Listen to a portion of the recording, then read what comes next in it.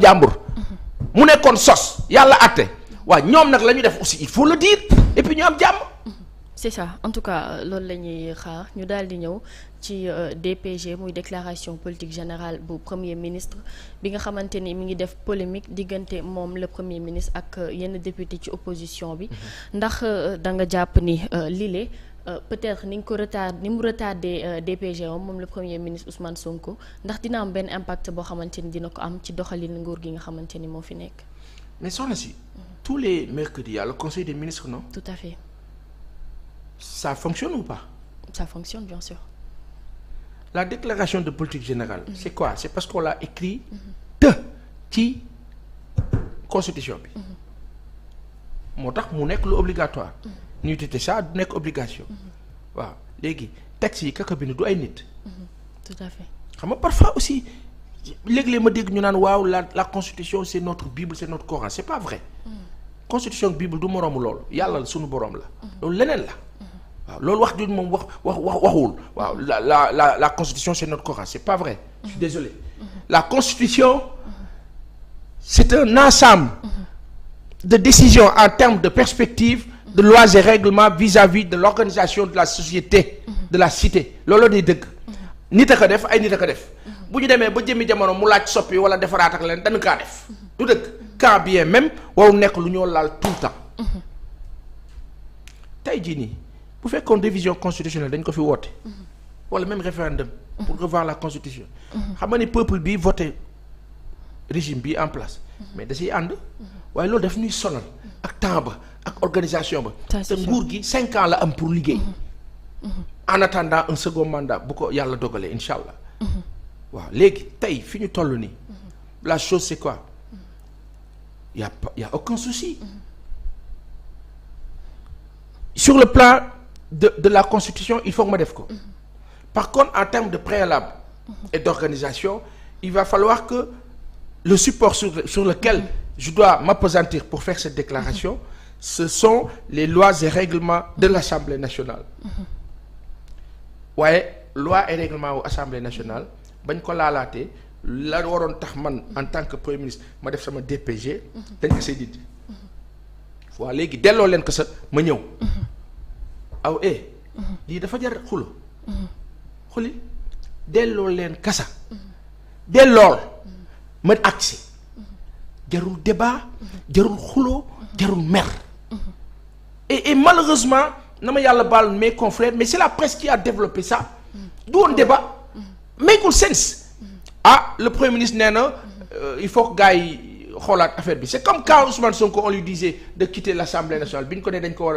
war a dafa war a wuy ji mu ne bu ñu dindee immunité parlementaire am si xam nga loolu lan la il a appris le droit culturellement il fonctionne ainsi c'est un haut cadre de l'administration tout ce qu'il fait c'est écrit l'administration elle est écrite donc tu peux pas dire à un premier ministre de venir dans un carcan ou cadran boo xam ni légalement bu ñu xooloon kayit yi dañ naan mais écoutez les articles qui lui permettent de devoir faire cette déclaration à l'Assemblée ne figurent pas dans votre règlement intérieur mais c'est logique. mais donc amul débat. une assemblée boo xamante ni reconnaître premier ministre est-ce que loolu nan lañ ko mën a qualifier. alors une assemblée qui ne reconnaît pas le premier ministre. le premier ministre en question qui dépend du chef de l'État. le président. eh bien ce président-là kilifa boobu dafa war a jël toutes ses responsabilités. à l'endroit su fekkee ni que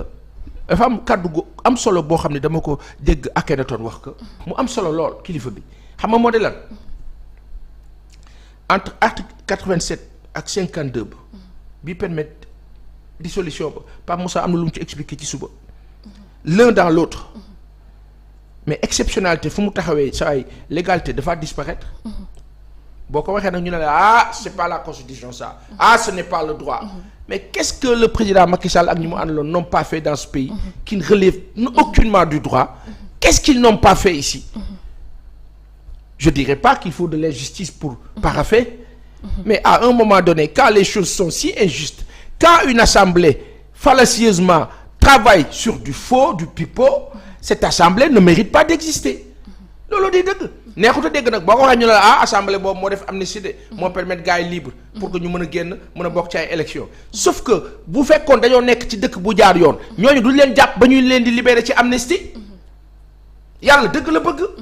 donc aujourd'hui ce pays est sans dessus par la faute mais ignoble de bonnes gens yoo xam ne on pensait et on espérait et on imaginait on se disait qu'ils étaient si civilisés et correctement civilisés pour que ñu bañ ñu yóbbu ci yenn yi dugal nañ ñu ci nag léegi qu'est-ce qu'il faut faire mais il faut prendre des décisions fortes à l'endroit. bu ñu delloo un peu en arrière en 2012 ki fi nekkoon premier ministre di Abdoul Mbaye moom bu ñu sukkandikoo aussi ci yenn sources yi dafa ni woon président Macky Sall moo ko waxoon mu daal di xaar prochaine législative su ko defee mu mën a amal DPG. dégguma nga ne. bu ñu delloo un peu en arrière premier ministre bi fi nekkoon di Abdoul Mbaye. Abdoul Mbaye wala Amadou Ba. Abdoul Mbaye di wax ni président Macky Sall bu ñu sukkandikoo ci yenn sources bien sûr moo ko ni woon mu xaar prochaine législative pour mën a amal DPG am foofu ci assemblée nationale ci noonu ñu gis ni que 5 mois après. la ko daal di def est-ce que jàppoo ni quand même député Benno bi législation bi législative boobu changé. tout à fait ça veut dire quoi ça veut dire qu'aujourd'hui la même chose que le président Macky Sall a eu à penser d'après kilifa bi Abdoul Mbaye moo di ne le premier ministre Ousmane Sonko le président Bassirou Diomaye Diakhar Faye comme le président Macky Sall peut lui dire écoute on n'a pas la majorité là-bas laisse à ce que ce soit changé pour que nga ñëw that's the same j'ai pas dit que c'est ça mais c'est comme si xulil dañ leen di fay seen bor APR Benno Bokk Yaakaar ñun ñii di wax fii dañoo bokkoon ci ñi leen doon xeexal di rey suñu bopp contre Ablaye Wade à un moment donné da nga wax bi xataraayu xam nga xataraayu ñii ñu def mais boobu dañ doon xatar rey suñu bopp dugg fu ne te yàlla rek tax ba changement am ñoom ñu falu tas suñu yaakaar léegi bëgg a ñëwaat nag léegi gannaaw tas yaakaar bi di ruube pour yàqaat pour lan pour 2029 maa réew mi si Sénégal yi daan ne ba gars yi li ñu waxoon defuñu ko nañ leen dellu si yàlla bu APR dellu si waat ci réew mi barke salaatu fatek alxuraan barke Seydina Muhammad sallallahu alayhi wa sallam ces gens ont fait tellement de mal soxna si est-ce que tu sais que am na kër yoo xam ne nit ñi seen jëkkër yi seen jabar yi dañoo tas dañoo divorcé ndax politique bu bon bu fi Macky Sall doon def ak ñi mu àndal am na ñoo xam ne seen famille yi ñii dañoo manqué dee ñii dañoo dem ñii dañoo mais tasaare ce pays là et tout cela comme si dañu war a xëy rek fàtte loolu mel ni dara xew fi ñu toog ba pare ñooñu tey war ñoo mën a fattaat encore fattoon nañ ñu léegi ñu war ñoo mën a fattaat bloqué dëkk bi def divertissement boo xam ni ce pays fonctionne toutes les bonnes choses ñu jël ko nëbb ko nekk ci les mauvaises choses yi nga xam ne que ñoom ñoo ko causé mais il faut qu'on arrête li kilifa bi wax Abdoul Mbaye bu fekkee ne président Macky Sall moo ko santoon mu xaar te pourtant ca jamono boobu président Abdoulaye Wade dafa waxoon majorité am ne leen accompagner leen ko jàppale leen ko bu leen ko contre élégance boobu moom président Macky Sall amu ko bu dee amu ko yàlla na ko yàlla roof bu dee sant na leen ko ñu bañ dana ma jaaxal mais une chose est certaine APR Benno Bokk Yaakaar le mal qu'ils ont fait à ce peuple là am na foo xam ni bu ñu fa delluwaatoon en 2021 dëkk bi tolloon na foo xam ni bu ñu fa delluwaatoon noonu ñoom ñëpp dañuy làqatu.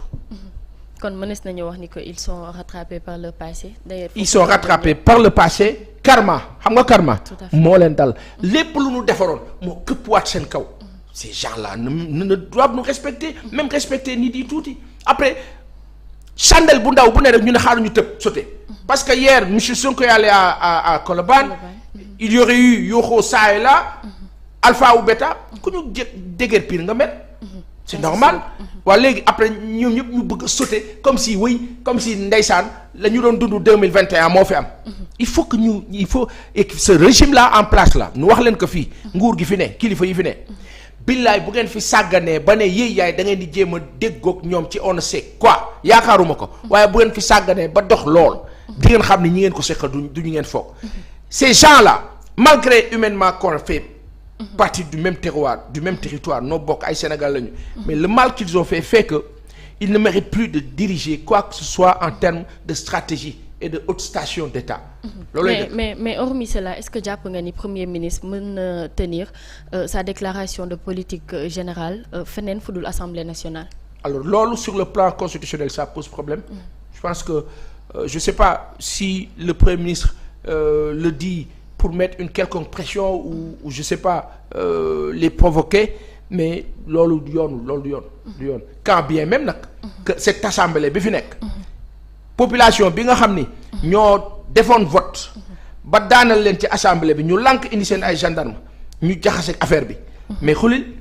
population boobu moo demaat élection présidentielle wan leen ne pare nañu si yéen loolu moo di dëgg sauf que nag dëkk bi nag aussi doo ko jël teggi kayit yi sànni quand bien même que kayit yi on sait que ay nit a ko bind dañ ko rectifier il faut faire de sorte que kayit yooyu ñu rétablir que demalaat ko yóbbuwaat ko ci beneen niveau par contre l'urgence c'est quoi urgence bi ils sont déçus quand vous résorbez des dettes ça et là dette intérieure nga necc bëgg ko régler 1000 milliards régler la CMU les étudiants les paysans sur quoi 3 mois au lieu qu'on communique sur tout cela non c'est aux oubliettes APR bi defoon musiba maaba kumba di roube pour que ñu nekkaat ci beneen communication xëy suba matin midi soir toute la presse àndandoo DPG assemblée règlement intérieur mais foutaise ngeen baal nu foutaise aujourd'hui la donne change nit yaa ngi bëgg a dem fenn Sénégal dafa bëri alal jooju moo intéressé Sénégalais yi faisons de sorte que les débats puissent être à ce niveau-là. Nous avons la commande publique par rapport à l'immobilier 10%, 15%, matul sax 25%. Aujourd'hui il faut que l'importation mu am nu mu tëddee wàññeeku comme ñoom autorités yi fi newoon ñu ci bëri seen jabar yi ñoo doon importer mais ñu def de sorte que kilifa yi sénégalais yi di produire le menuisier sénégalais l'artisan sénégalais mën a bénéficier wu ci part de marché bi am ci Sénégal état bi ses commandes de mobilier de meubles ça et là mu def ko ci sénégalais yi ça c'est un pan du développement